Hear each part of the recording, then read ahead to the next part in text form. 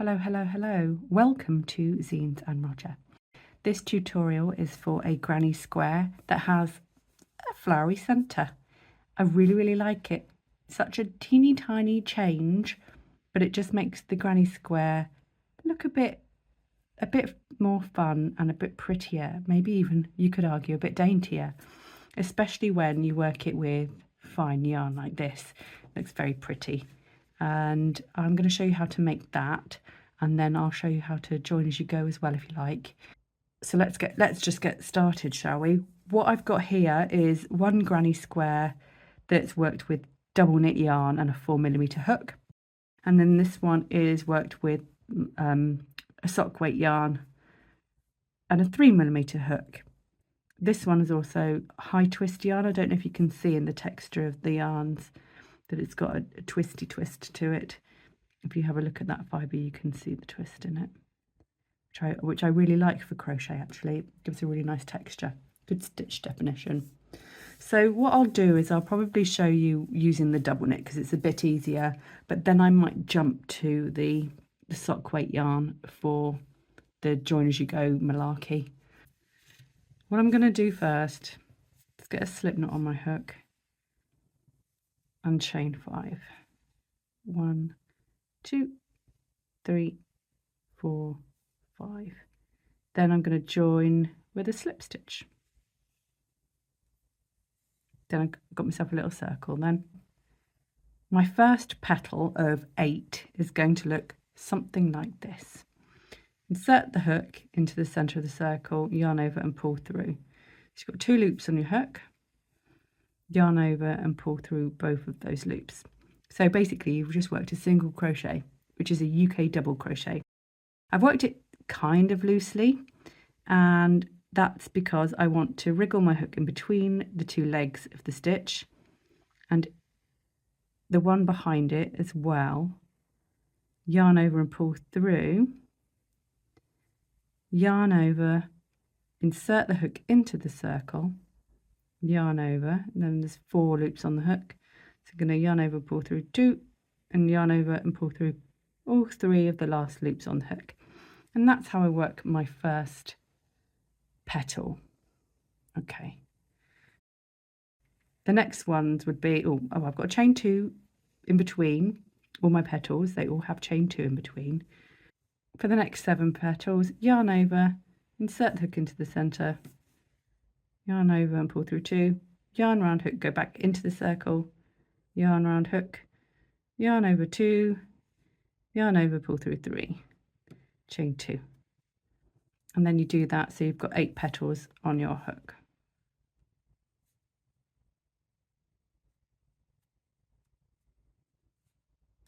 And as I work, it's good to hold the end, the tail of the yarn, and work over that as well.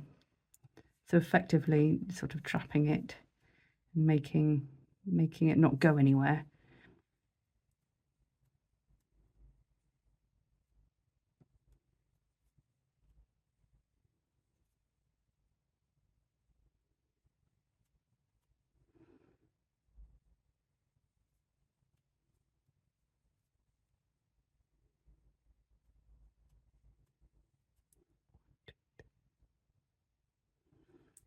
One more. That's the last petal, and then chain 2. And then with a slip stitch, pop your hook into the chain space, the first 2 chains that you made, and slip stitch to join it. You might want to pull on this yarn as well, just to close the loop a little bit. You don't want to completely close it. You won't, because you've chained 5 on purpose to leave that nice big centre. And then you can snip your yarn and fasten off.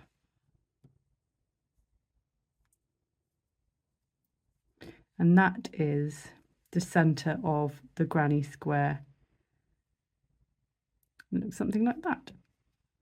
So hopefully I've got 1, 2, 3, 4, 5, 6, 7, 8. And hopefully I've remembered to chain 2 between each petal as well, because I quite often forget. Okay, so we've got our first round, and then for the second round what I'm going to do is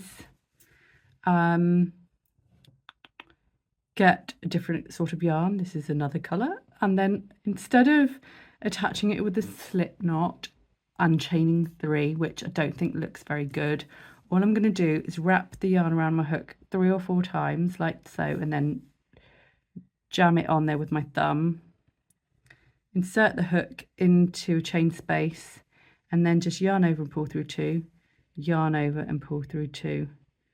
Then you can kind of let the other loops go, and then you've made your first, that's a US double crochet or UK treble crochet, and then you work your other stitches like normal. And in the first space it's just 1 cluster of 3, and then same for the next space as well, doing a cluster of 3. In the next space we're going to work the first corner, so it's 2 clusters with 2 chains in the middle of them, separating them. So 1, 2, and then another cluster in the same space, and then that basically creates the first corner,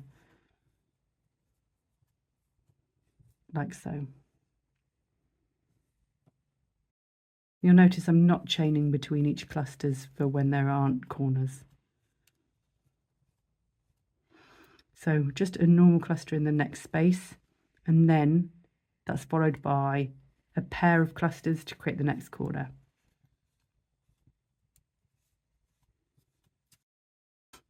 Chain 2.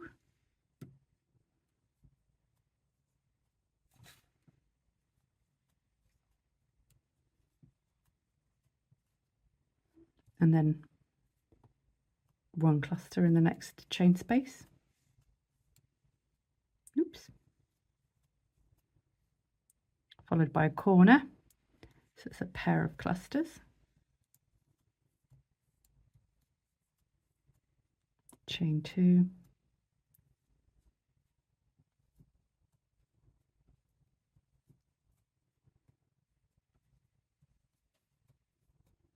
And then in the last space it's just 1 cluster, and then we're going to go back into the first,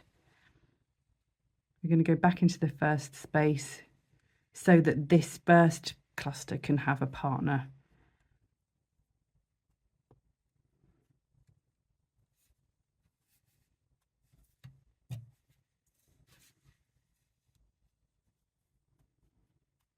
Chain 2, and then join to the top of the first stitch made, which is your loop-de-loop start.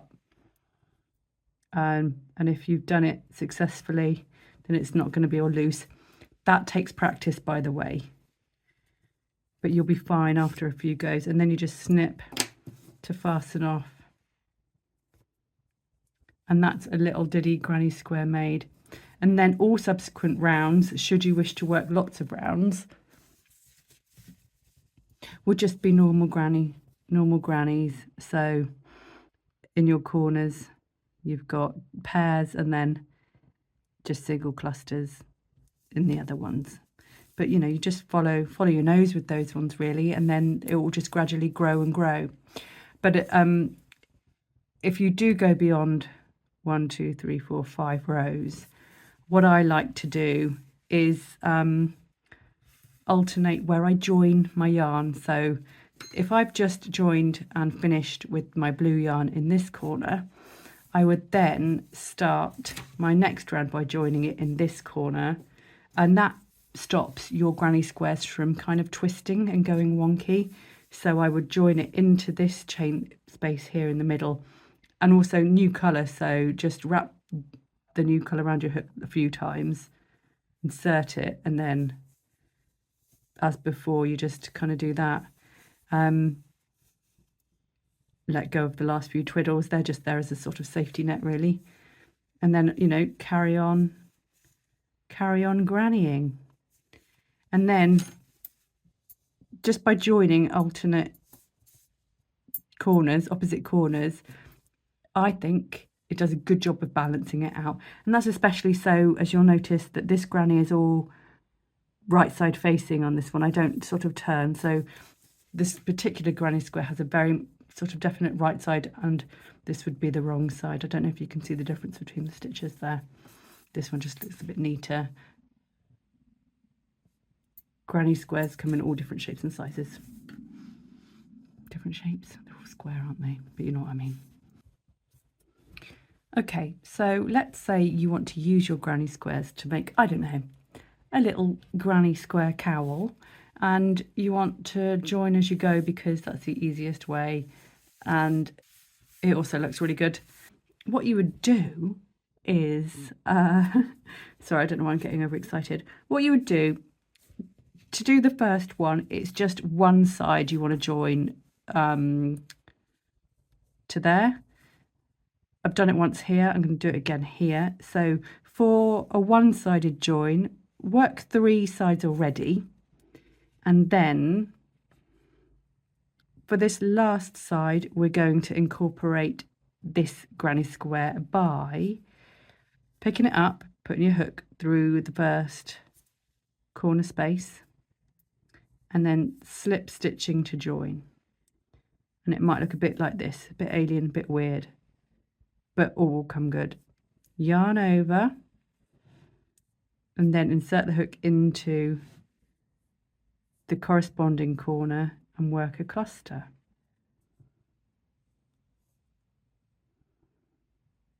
I remember the first time I did this getting really confused, and then once it clicks you go, oh my god, that's so brilliant. So that's the first corner. It's been joined with a slip stitch, and it looks something like that. What we want to do next is put the hook between the next 2 clusters in between and slip stitch. Then work a cluster in that space there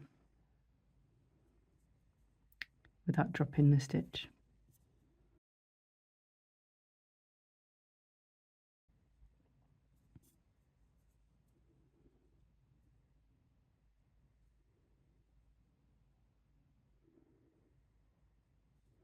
And again, put your hook in between the next 2 clusters, sorry, in the space between, and slip stitch. And then you're on the last corner, or back to the first chain space, if you will. So work a cluster in there.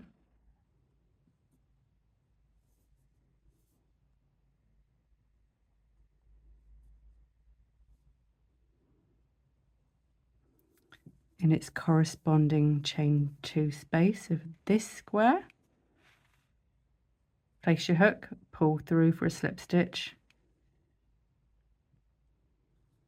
then chain 1, and then you're going to join into the top of the first stitch, which depending on how much of a rush you were in to get it done may or may not be difficult to see.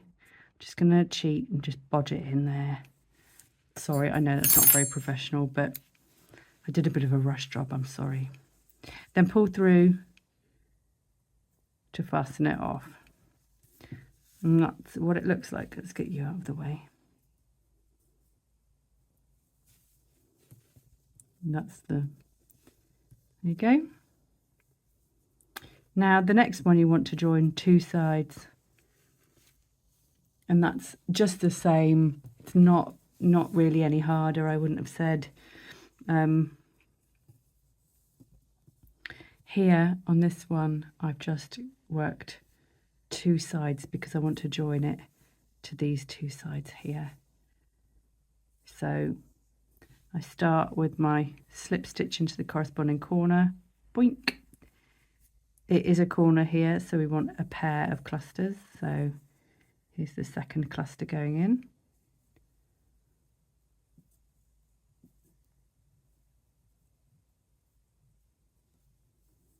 Slip stitch in the next gap. Then we're going to work our next cluster in the next space. You do get used to having all the work dangling off your hook as well.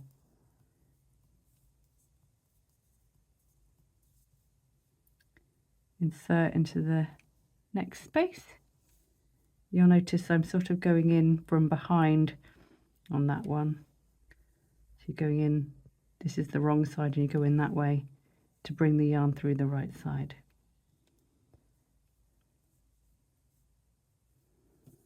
Cluster in the next space. And this is the corner start of. Okay. You may want to sew in your ends as you go so they're not getting in your way. So up through the gap there of that corner space, slip stitch. And then, because we're working a corner, we want to join it to this opposite friend here. Go into the corner space of that one and slip stitch in there too. Try not to be too loose with that because they do show up. I wonder if I can find one on here. See, look, if I'm too loose, I can see that. I need to pull that a bit tighter.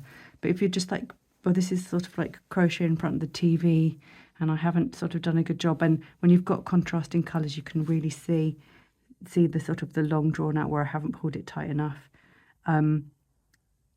Whether or not you're worried about that kind of thing, you know, maybe you're not fussed, but sometimes those, particularly in the contrasts, they really jump out at you.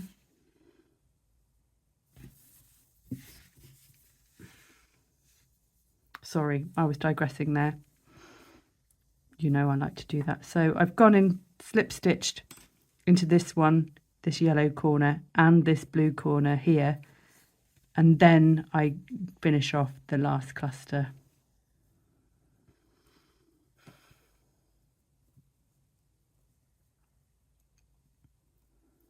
I kind of wish I hadn't digressed at that crucial moment. I do apologise. Probably not the best course of action. Okay, oops, don't get that end in the way. Slip stitch. And then cluster. Hopefully this makes sense now. I mean, it's very sort of repeaty. It's just a question of making sure that you don't miss a gap where you need to put a slip stitch, and not forgetting that your corners need 2 pairs. Because I did actually go wrong once in my cowl, which I'll show you. So chain 1, let's join with a slip stitch.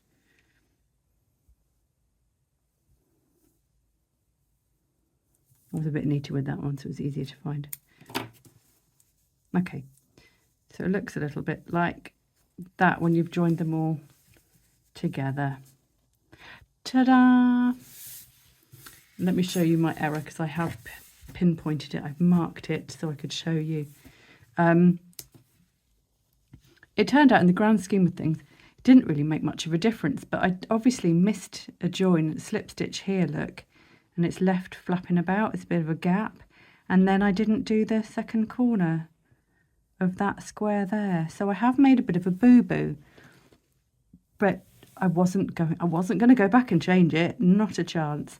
Doesn't matter because this is just for me anyway, but it's worth seeing that it's easy to make a mistake when you're taking your eye off the ball.